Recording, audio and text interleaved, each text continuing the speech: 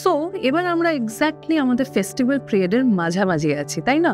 এই কিছুদিন আগে দুর্গাপুজো গেল, তারপরে গেল কালী পুজো, এবার আসছে আগামী সময়তে জগদ্ধাত্রী পুজো, কার্তিক পুজো, আর তো তোমাদের ছটও তো এসেই গেল, তাই না? তো এই সবকটা ফেস্টিভ্যালের মধ্যে কি কমন আছে? সবকটার মধ্যে কমন হচ্ছে জল, তাই না? জল আমাদের জীবনের প্রত্যেকটা অংশে যেন ঢুকে আছে, সেরকমই ফেস্টিভ্যালেও জলই আছে।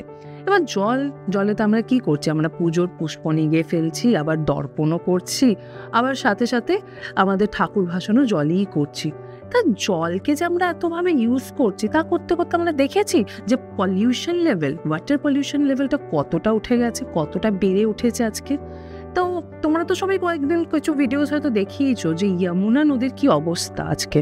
তাহলে যমুনাতে যে এত ফোম আছে, এবার আমাদের সমাজে এরকম অনেকেই আছে যারা এখনো জানেই না যে ওই ফোমটা এক্স্যাক্টলি কি। তারা হয়তো ভাবছে এটা একটা মজা করার, একটা খেলার জিনিস, তারা ওখানে খেলছে, এনজয় করছে।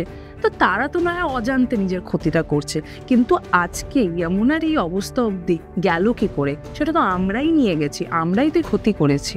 তাই এটা যে এত ডেঞ্জারাস কেন? এটার কারণ এটাই যে ফোমেতে প্রচুর বেশি অ্যামাউন্টের সারফেক্টেন্ট পাওয়া যায়, ফসফেটস পাওয়া যাচ্ছে, হাই মেটাল পাওয়া যাচ্ছে, ডিটারজেন্ট পাওয়া যাচ্ছে, সিভেজ ওয়েস্ট পাওয়া যায়, আবার ইন্ডাস্ট্রিয়াল ওয়েস্টসও পাওয়া যায়। অল টুগেদার এই সব কটা কেমিক্যালস মিলে ফোমটাকে এতটাই ডেঞ্জারাস বানাচ্ছে।